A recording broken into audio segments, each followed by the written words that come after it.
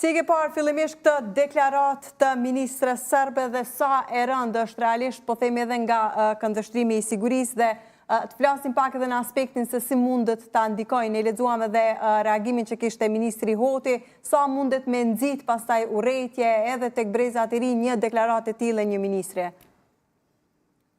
Praktikisht kjo është një retorik e cila është vazhdimësi e politikës sërbe kërshi shqiptarëve dhe nuk është kurfarisi e qëndrimi i ministrës sërbe. Dëshirat e saj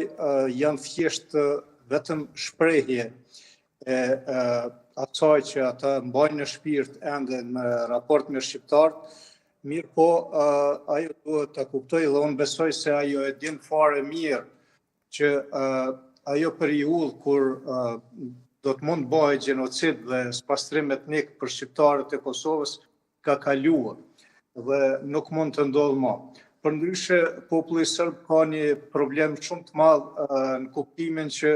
për vitet të tona ajo ideologji fashiste dhe ai nacionalizëm ekstrem që është kultivuar tek populata sërbe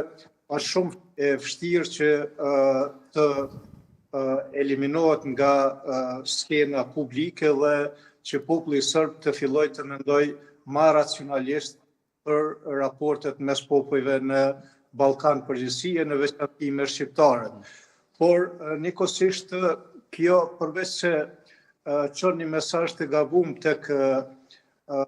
populli shqiptar dhe populli sërb, në veçanti sërb të cilët jetojnë në Kosovë dhe të cilët duhet të adaptohen me rrethonat në të cilat tani ata jetojnë dhe të njohin institucionet e Kosovës, kjo vetëm sa do t'i vështirësoj jetën sërbe të Kosovës për shkak se ata tani më e kanë shumë problem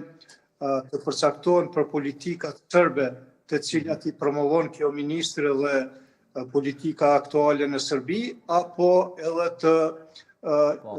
inkuadrohen në institucionet e Kosovës dhe të njohin shtetin e Kosovës si shtetin e tyre. Prandaj,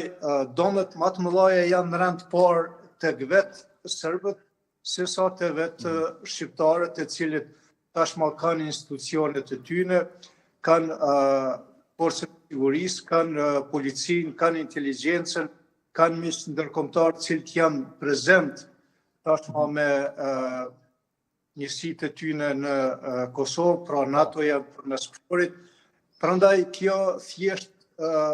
është vetëm një deklaratë e cila e dëmton në rend parë Serbinë, për shkak se Serbia nuk mund të luajë më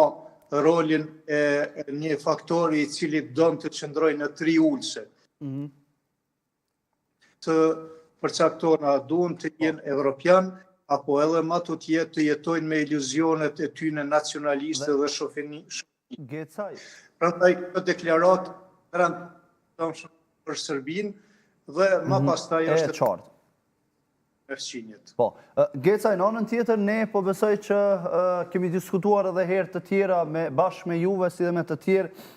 mbi atë se shpesh herë për të zhvendosur vëmendja nga problemet që ndodhin për brenda Serbisë, liderët e atij shteti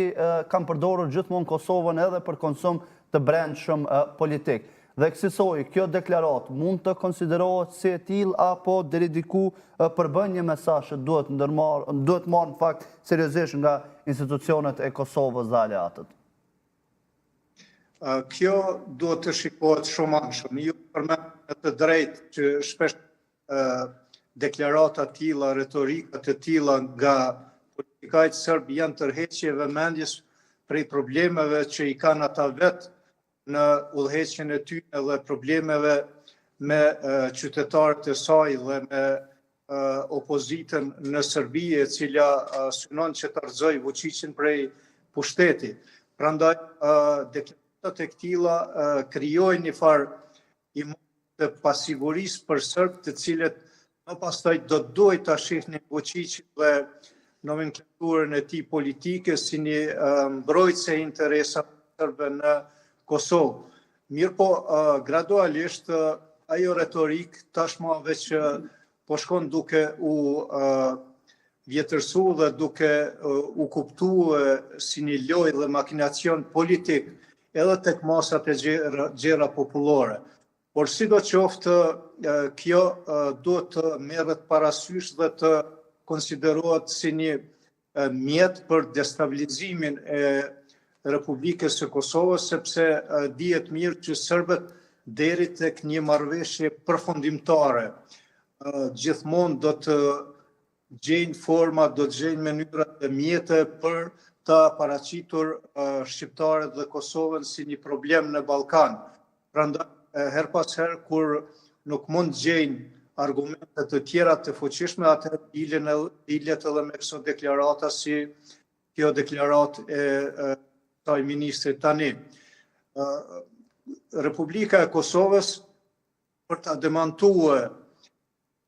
retorikën e tillë, jo vetëm në këtë rast konkret, por retorikën në përgjithësi të politikës serbe, duhet punoj dukshëm ma ngushtë me faktorin ndërkombëtar, me miqtë tanë, të cilët janë në një farë mënyrë përqusit e mesazheve tona, dhe këto mesazhe duhet të jenë pozitive dhe duhet të jenë civilizuese, sepse ne jemi pjesë e Evropës dhe i përkasim perëndimit, prandaj si të tillë duhet kemi kujdes edhe në paraqitjet tona, në sjelljet tona dhe vendimet tona në mënyrë që mos t'i japim asnjë argument kundërtarëve tonë që na prezantojnë neve në botë si një faktor destabiliteti. Dhe për menimin tim, mirë në kuptimin e identifikimit të problemeve që kjo ministër ka dalë dhe e palos ftyrën e saj të vërtet dhe ftyrën e politikës serbe, kështu që Evropa dhe perëndimi e në veçanti Shtetet e Bashkuara të Amerikës duhet të kenë parasysh që ende kanë të bojnë me një faktor të rrezikshëm destabilizues në Ballkan. Unë e kuptoj dhe e di që ata nuk kanë kapacitete për të hapë një luftë të re në Kosovë, mirë po këto sjellin shqetësime dhe probleme edhe në kuptimin politik, edhe diplomatik dhe ekonomik. Prandaj, sa më shpejt që reagon bota perëndimore kundër këtyne deklaratave fashiste dhe genocidiale, është më mirë edhe për botën, edhe për Kosovën në përgjithësi, po në veçanti për botën përparentare në rajon.